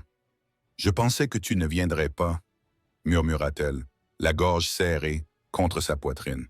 J'étais terrifié. « Je suis désolé, » murmura-t-il en la serrant fort contre lui et en posant ses lèvres sur ses cheveux. Je suis désolé d'avoir mis autant de temps. J'ai dû attendre que le territoire arrive, rassembler des provisions, prendre des dispositions. Chaque jour sans toi était comme un coup de poignard dans les côtes. Tu es là maintenant. Sarah prit son visage entre ses mains, ayant besoin de le voir, de le toucher. Tu es là et nous sommes ensemble. Oui, dit Arak en caressant sa joue du pouce. Et personne ne nous séparera à nouveau. Il prit une profonde inspiration. J'ai organisé notre passage au Mexique. À l'aube, un homme en qui j'ai confiance nous rejoindra avec des provisions et des chevaux frais. Une fois la frontière franchie, nous disparaîtrons. Je connais un village au sud de Chihuahua. Les gens ne nous poseront pas de questions. Nous pourrons nous construire une vie là-bas, Sarah. Une vraie vie, et Calder, ma famille. Ne viendront-ils pas nous chercher? Probablement, admit Eric d'un ton grave et déterminé, mais le temps qu'ils se repèrent, nous serons déjà loin. Et une fois que nous aurons traversé la frontière, la loi américaine ne pourra plus vous atteindre. Calder aura beau se mettre en colère, il ne pourra pas vous ramener de force. Sarah pensa brièvement à Calder Hask, à ses parents, à la vie raffinée qu'elle était en train de quitter. Elle supposait qu'elle aurait dû ressentir de la honte, de la culpabilité pour le scandale qu'elle provoquait, des regrets pour le chagrin qu'elle laisserait derrière elle. Mais tout ce qu'elle ressentait, c'était du soulagement. Une profonde libération, si puissante qu'elle en avait presque le souffle coupé. « Je t'aime », murmura-t-elle en se mettant sur la pointe des pieds pour l'embrasser. « Je t'aime tellement, Arak, et je te choisis. Je te choisis, » répondit-il avec une certitude farouche. « Toujours, Sarah. » Quoi qu'il arrive, ils installèrent leur campement dans un étroit canyon, allumèrent un petit feu et partagèrent la nourriture qu'un rocher avait transportée. Enlacés sous d'épaisses couvertures, sous un ciel parsemé d'étoiles, Sarah ressentit une paix qu'elle n'avait pas connue depuis des mois. « Parle-moi de ce village, » murmura-t-elle en posant sa tête sur son épaule. « Dis-moi à quoi ressemblera notre vie. »« C'est un petit village, » dit doucement Arak, son bras autour de ses épaules. « Simple, rien à voir avec celui où tu as grandi. Nous travaillerons dur. Je serai probablement engagé comme traducteur ou guide, et toi, tu feras tout ce qu'il y aura à faire. » Sarah l'interrompit. « Je n'ai pas peur du travail, Eric. J'ai seulement peur de te perdre. » Il embrassa ses cheveux. « Tu ne me perdras pas. Je suis à toi, Sarah. Mon cœur, mon corps, mon âme, tant que je respirerai. » Ils parlèrent jusqu'à ce que leurs mots s'estompent sous l'effet de la fatigue, tissant des espoirs et des rêves à moitié formés, jusqu'à ce que le sommeil les emporte enfin. Sarah s'endormit dans les bras d'Eric, plus en sécurité qu'elle ne l'avait jamais été. L'aube se leva, froide et limpide. Le contact d'Arak arriva comme promis, un marchand buriné nommé Taviro, qui accepta le paiement d'Arak sans poser la moindre question. Il leur remit 2 chevaux supplémentaires chargés de provisions, des vêtements de voyage robustes pour Sarah et une carte indiquant des itinéraires secrets pour traverser la frontière. « Via con Dios », dit Taviro avant de repartir. « Que la paix vous accompagne tous les deux. » Ils voyagèrent vers le sud pendant 3 jours, empruntant des sentiers de chasse et des canyons tranquilles pour éviter les voyageurs. La nuit, ils campaient à la belle étoile, et un rocher apprit à Sarah tout ce dont elle aurait besoin. Comment trouver de l'eau, comment lire les ombres d'une vallée, comment se déplacer silencieusement dans un monde qui n'était pas fait pour l'accueillir. Et chaque nuit, ils s'accrochaient l'un à l'autre comme des gens qui avaient failli être séparés pour toujours, scellant leur dévouement dans le feu, le souffle et une tendresse désespérée. Le 4e jour, ils ont traversé la frontière mexicaine. Sarah l'a senti, le changement dans l'air, la soudaine légèreté dans sa poitrine. Ils étaient désormais hors de portée des Américains, hors de la revendication de Calder, hors des attentes étouffantes de son ancienne vie. Libre, le village dont Eric avait parlé était en effet petit, peut-être 50 maisons en adobe entourant une place avec une petite église et une cantina poussiéreuse. Les habitants les regardaient avec une légère curiosité plutôt qu'avec suspicion. Et quand Oroch expliqua en espagnol qu'il cherchait un endroit où installer une femme âgée, Madre Sulva leur offrit une petite maison à la lisière du village. « Elle appartenait à mon fils », dit-elle en espagnol, ce qu'Oroch traduisit. « Il est parti vivre en ville il y a longtemps. Restez ici, travaillez la terre. Ce n'est pas grand-chose, mais c'est à vous. Nous le voulons. »« Sarah », dit-elle en espagnol, maladroitement, mais sincèrement. Madre Sulva sourit. La vie s'installa doucement autour d'eux. Les habitants du village les acceptèrent sans poser de questions. Arosh trouva un travail stable comme guide pour les commerçants et les voyageurs. Sarah apprit le rythme d'une vie modeste, comment cultiver un jardin sur un sol dur, comment cuisiner au feu de bois, comment laver les vêtements au bord de la rivière, comment vivre sans le luxe qu'elle croyait autrefois indispensable. Sa peau s'est foncée sous le soleil, ses mains se sont endurcies et elle ne s'était jamais sentie aussi vivante. Leur maison en adobe, avec son sol en terre battue et son mobilier spartiate, contenait plus d'amour que le grand domaine venteux n'en avait jamais contenu. Elle se réveillait chaque matin blottie contre la chaleur d'un rocher, travaillait à ses côtés toute la journée et s'endormait chaque nuit au rythme lent et régulier de son cœur. Ils se disputaient parfois à propos de l'argent, des difficultés de cette nouvelle vie, mais ils se retrouvaient toujours plus forts après la tempête. Le regrettes-tu un? Demanda Arosh un soir, alors qu'ils étaient assis sur leur petit porche, regardant les montagnes s'embraser au coucher du soleil. Ayant tout abandonné, Sarah regarda leur petite maison, usée par les intempéries, modeste, remplie de rire et de l'odeur de la terre chaude. Elle regarda ses mains, rugueuses et habiles. Elle avait autrefois servi le thé dans des salons au couvert en argent poli. Puis elle regarda Arosh, cet homme féroce et déterminé qui avait tout risqué pour l'aimer. « Pas un seul instant, répondit-elle. Cette vie, notre vie, vaut plus que toutes les robes en soie que j'ai jamais possédées. » Eric sourit, ce sourire rare et éclatant qui lui coupait encore le souffle. « Tu es remarquable, murmura-t-il. La plupart des femmes échangeraient sans hésiter une hutte en adobe contre un manoir. La femme qui t'aime ne le ferait pas, dit simplement Sarah. Elle considérerait cela comme un échange équitable. 4 mois après avoir fui le Nouveau-Mexique, Sarah soupçonna qu'elle était enceinte. Elle attendit d'en être sûre avant de le dire à un rocher, n'osant presque pas y croire elle-même. Lorsque l'une des sages-femmes, Shala, le confirma, la joie la souleva presque du sol. Ce soir-là, alors qu'ils préparaient leur modeste souper composé de haricots et de tortillas chaudes, elle lui annonça enfin la nouvelle. « Un rocher, dit-elle en le regardant couper les légumes avec une grâce naturelle. J'ai quelque chose à te dire. » Il leva immédiatement les yeux, alerté par le tremblement dans sa voix. « Qu'y a-t-il? Tu es malade? » « Non. » Sarah prit sa main et la guida vers son ventre encore plat. « Je suis enceinte. Nous allons avoir un bébé. » Pendant un instant, Arak resta immobile, le regard vide. Puis l'émerveillement le submergea. L'émerveillement se transforma en admiration, et l'admiration se fondit en une joie intense et respectueuse. Il tomba à genoux, pressa son visage contre son ventre et enlaça ses hanches. « Un enfant, » murmura-t-il d'une voix rauque. « Notre enfant, es-tu heureuse? » Sarah respira profondément et passa ses doigts dans ses cheveux. Heureuse, Eric leva les yeux vers elle et des larmes se formèrent dans ses yeux sombres. « Sarah, il n'y a pas de mots pour décrire cela. Tu m'as tout donné, l'amour, la liberté, et maintenant cela. » Sa main tremblait contre son ventre. Une famille, quelque chose que je n'avais jamais osé rêver d'avoir. Sarah s'agenouilla pour le rejoindre, lui caressant doucement le visage. « Nous serons de bons parents, murmura-t-elle. Nous enseignerons à notre enfant nos 2 mondes, toute leur force et toute leur beauté. Nous l'élèverons pour qu'il soit courageux, gentil et plein d'amour. » Oui. Ash se pencha vers elle et l'embrassa avec révérence. « Oui, nous le ferons. » Leur fils naquit au printemps suivant, mis au monde par Madre Sulva avec l'aide de Shala et Inma, tandis qu'Arak faisait les 100 pas dehors comme un lion des montagnes pris au piège. Dès que le cri de leur enfant déchira l'air, il se précipita dans la pièce, ignorant les protestations des sages-femmes, et tomba à genoux à côté du lit où Sarah gisait épuisée mais rayonnante, berçant la petite vie qu'elle avait mise au monde. « Un fils, murmura-t-elle d'une voix radieuse. Un roc, nous avons un fils. » Il fixa le petit enfant parfait dans ses bras, avec une chevelure brune comme la sienne, et des yeux qui, même dans leur brume de nouveau-né, reflétaient la même curiosité vive que ceux de Sarah. Un amour protecteur féroce le frappa si fort qu'il en eut presque le souffle coupé.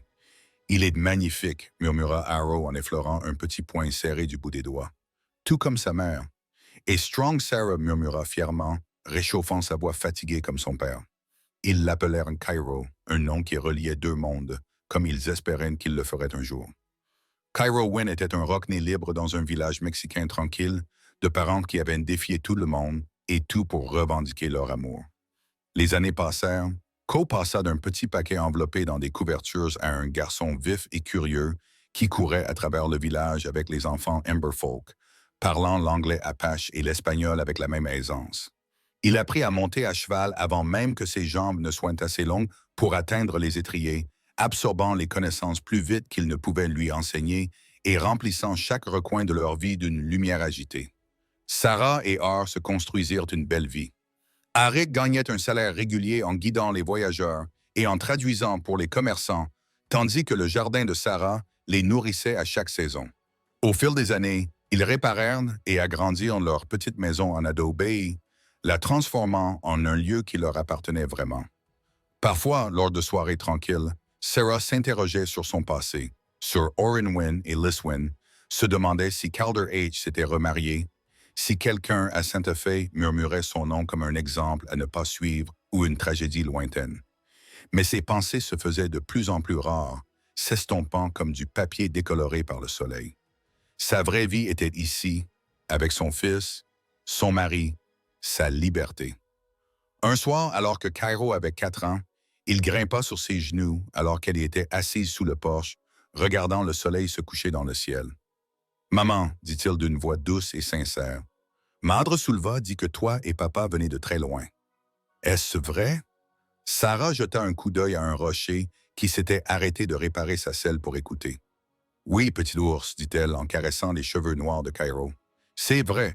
Pourquoi? » Sarah choisit ses mots avec soin. « Parce que ton père et moi nous aimions, mais certaines personnes ne voulaient pas que nous soyons ensemble, alors nous avons dû être courageux et tout quitter pour fonder une famille. » Cole réfléchit à cela avec un sérieux profond. « C'était effrayant, terrifiant, amit-elle doucement. Mais merveilleux aussi, car cela nous a amenés ici, à toi. Tu me raconteras l'histoire? » demanda-t-il en se blottissant contre sa poitrine. Ensemble, ils racontèrent à Cairo une version édulcorée de leur histoire, une homme-femme et un guerrier, un amour impossible, des choix dangereux, une promesse qui a bouleversé leurs 2 vies. Pendant qu'elle parlait, Sarah sentit la main d'Arak glisser dans la sienne, leurs doigts s'entrelacèrent sans qu'ils y pensent. Elle regarda les montagnes qui brillaient d'un éclat doré sur leur petite maison bien-aimée, le garçon qui était leur miracle. C'était la vie qu'elle avait choisie, une vie sans richesse ni grande salle, mais débordante de vérité, de courage et d'amour. Une vie où elle se réveillait chaque jour aux côtés de l'homme qui connaissait son âme et qui l'avait quand même choisi. Une vie où elle pouvait enseigner à son fils que le courage signifiait parfois abandonner le confort pour quelque chose de réel. Et ils vécurent heureux pour toujours. Cairo demanda quand l'histoire se terminait. Sarah serra la main d'Arak, sentant chaque année de leur voyage s'installer chaudement dans son cœur. « Oui, petit ours, murmura-t-elle. C'est vrai. 20 ans plus tard, on frappa à la porte par un après-midi de printemps, alors que les fleurs du désert étaient en pleine floraison et que le vent sentait la sauge et la terre réchauffées par le soleil. Sarah leva les yeux de son tissage. Elle avait maintenant la quarantaine. Des mèches argentées striaient ses cheveux autrefois dorés.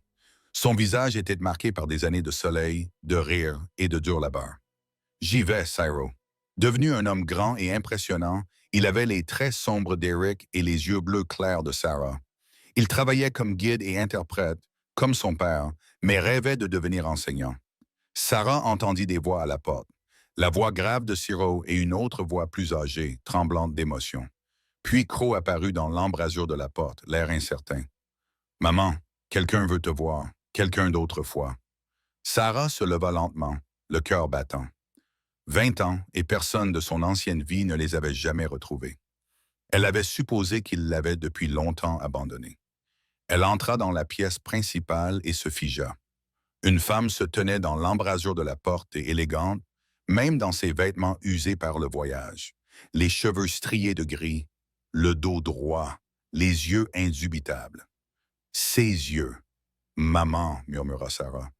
Lyris Wynn se tenait là, tremblante, les larmes coulant sur son visage. « Sarah, » s'étrangla-t-elle. « Ma Sarah, tu es vivante. »« Je suis vivante. » Sarah bougea avant même de s'en rendre compte. Et soudain, elles se retrouvèrent dans les bras l'une de l'autre, mère et fille, réunies après des décennies, s'agrippant l'une à l'autre, sous le choc, le chagrin et une joie impossible. Quand elles se séparèrent enfin, l'Iris regarda autour d'elle la modeste maison en adobe, ses étagères faites à la main, ses murs rapiécés, ses couvertures décolorées par le soleil. La vie que sa fille s'était forgée. « Comment m'as-tu trouvé? » demanda Sarah, le souffle court. « Je n'ai jamais cessé de te chercher. » L'Iris s'essuya les yeux. « Ton père est parti il y a 3 ans maintenant. Avant de mourir, il m'a supplié d'arrêter de te chercher. Il m'a dit de te laisser vivre ta vie. Mais je n'ai pas pu. J'ai suivi les hommes engagés par Trail pour traquer les rumeurs. Et après tout ce temps, je t'ai enfin trouvé. » À ce moment-là, un homme entra dans l'embrasure de la porte et Eleanor eut le souffle coupé. 2 décennies avaient creusé des rides sur son visage. Mais elle reconnut tout de même l'homme qui avait emmené sa fille dans un autre monde. Madame Winterroch dit doucement, « Tu es la bienvenue sous notre toit. » Et Eleanor regarda tour à tour l'homme et Sarah, observant ce couple qui avait bravé toute une société pour rester ensemble. Puis son regard se posa sur Cairo, debout aux côtés de Sarah comme un jeune gardien, et elle laissa échapper un léger halètement. « C'est ton petit-fils, » murmura Sarah. « Ciro, Cairo, voici ta grand-mère, Eleanor. » Et Eleanor le fixa, submergée par le mélange des 2 lignées dans le visage du jeune homme. Quelque chose en elle sembla se briser et se réparer en même temps. « Un petit-fils, souffla-t-elle. J'ai un petit-fils. » Elle s'asserne sous le porche, tandis que le soleil glissait vers l'horizon, et Sarah raconta à sa mère tout ce qu'elle avait caché pendant 20 ans. Eleanor écouta en silence, tendant parfois une main tremblante pour stabiliser celle de Sarah. Lorsque l'histoire fut terminée, elle resta assise en silence pendant un long moment. « Pendant tant d'années, j'étais en colère, » finit par dire Eleanor. « En colère parce que tu es partie. En colère contre lui parce qu'il t'avait prise. En colère contre un monde qui rendait ton amour impossible. » Elle toucha la joue de Sarah, la voix brisée. « Mais regarde-toi, tu es heureuse, vraiment heureuse, n'est-ce pas bon? »« Oui, maman, » répondit Sarah doucement. « Plus que je n'aurais jamais pu l'être dans la vie que tu avais choisie pour moi. » Eleanor hocha lentement la tête, l'air fatigué. « Calder s'est remarié, tu sais, il a 4 enfants. L'entreprise de ton père est revenue à ses gendres. Le scandale s'est estompé et le monde a continué à tourner. Et toi, demanda Sarah doucement, as-tu été heureuse? Pas aussi heureuse que j'aurais pu l'être, admit Eleanor. Pas quand je n'avais pas le courage que tu as eu de choisir l'amour plutôt que les apparences, la vérité plutôt que le confort. Elle se tourna vers Eric. Je t'ai mal jugé. J'ai vu ce que les gens m'ont appris à voir. Le danger, la sauvagerie. Je n'ai pas vu l'homme qui aimait ma fille au point de lui offrir une vie d'honnêteté et de liberté. Merci, dit Arosh doucement. Et merci d'avoir élevé une fille assez courageuse pour choisir sa propre voie. Et Eleanor resta une semaine, apprenant le rire de Co, observant la dévotion silencieuse d'Arosh, voyant la vie que Sarah avait construite de ses propres mains. Avant de partir, elle serra Sarah dans ses bras. « Je ne peux pas changer les années que nous avons perdues, » murmura Eleanor. « Mais si tu m'acceptes, je veux faire partie de ce qui nous attend. Je veux connaître mon petit-fils. Je veux redevenir une partie de la famille et non plus un fantôme de ton passé. » « J'aimerais beaucoup, dit Sarah, les yeux brillants, plus que tu ne peux l'imaginer. » Ils se séparèrent avec des promesses, des lettres, des visites, un pont construit après plus de 20 ans de silence. Alors que la voiture roulait sur la route poussiéreuse, Eric passa son bras autour de la taille de Sarah. « Ça va? » demanda-t-il. « Oui. » Elle se blottit contre lui, s'émerveillant encore qu'après tant d'années, leurs corps s'emboîtent toujours comme 2 moitiés sculptées l'une pour l'autre. Pour la première fois, je ne me sens pas déchiré entre celle que j'étais et celle que je suis devenue. Je peux garder les 2. Tu en as toujours été capable, murmura Aroach. Il a juste fallu 20 ans à ta mère pour s'en rendre compte.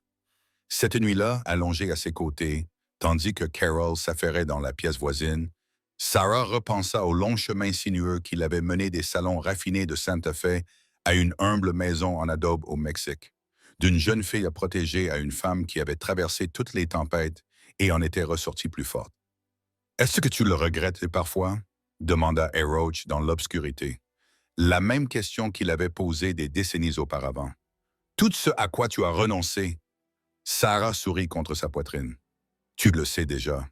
Oui, admit-il, mais j'aime toujours l'entendre. Je ne regrette rien, murmura Sarah. Pas un seul instant. Tout l'argent, la réputation, le confort. Ce n'était rien d'autre qu'une cage dorée. Et toi, tu m'as donné des ailes. Nous nous sommes donné des ailes l'un à l'autre, dit Eric en déposant un baiser sur sa tempe. Tu m'as libéré autant que je t'ai libéré. Alors nous sommes quittes, le taquina-t-elle. Jamais, répondit-il sérieusement. Je passerai le reste de ma vie à essayer de te mériter et je n'y parviendrai jamais tout à fait. Quel idiot. Elle se tourna vers lui et lui prit le menton dans sa main. Tu m'as mérité dès l'instant où tu as tenu ta promesse, quand tu es venu me chercher exactement comme tu l'avais juré. Elle l'embrassa. Cet homme que le monde avait autrefois qualifié de sauvage, qui s'était révélé plus doux et plus fidèle que tous ceux qu'elle avait connus. Cet homme qui avait attendu, planifié, risqué tout pour lui offrir une vie qui valait la peine d'être vécue. Dehors, le désert respirait au rythme des grillons et des hiboux, le murmure agité du vent glissant le long des parois du canyon. À l'intérieur, Sarah et Arush se serraient l'un contre l'autre. Toujours amoureux après 2 décennies, toujours partenaires dans le voyage sauvage qu'ils avaient choisi. Dans la pièce voisine, Co dormait profondément. Preuve vivante que l'amour pouvait franchir toutes les frontières, défier toutes les règles et sculpter un tout nouvel avenir à partir de rien. On avait autrefois dit à Sarah qu'elle avait sa place dans les salons et les salons, dans un monde aux manières tranquilles et aux discours contrôlés. Elle savait mieux maintenant. Sa place était partout où l'amour existait. Sa place était auprès de l'homme qui la voyait clairement et l'aimait sans hésitation. Sa place était dans la vie qu'elle et moi avions construite ensemble, choix après choix, jour après jour, aussi solide que des pierres empilées dans un foyer. Elle avait fui le baiser qui avait changé son monde pour découvrir qu'elle ne fuyait pas quelque chose. Elle courait vers la liberté, vers la vérité, vers un amour assez fort pour durer toute une vie. Et alors qu'elle s'endormait dans les bras d'Arok, Sarah Wynne sourit, sachant que le guerrier qui avait juré de la retrouver avait tenu toutes ses promesses.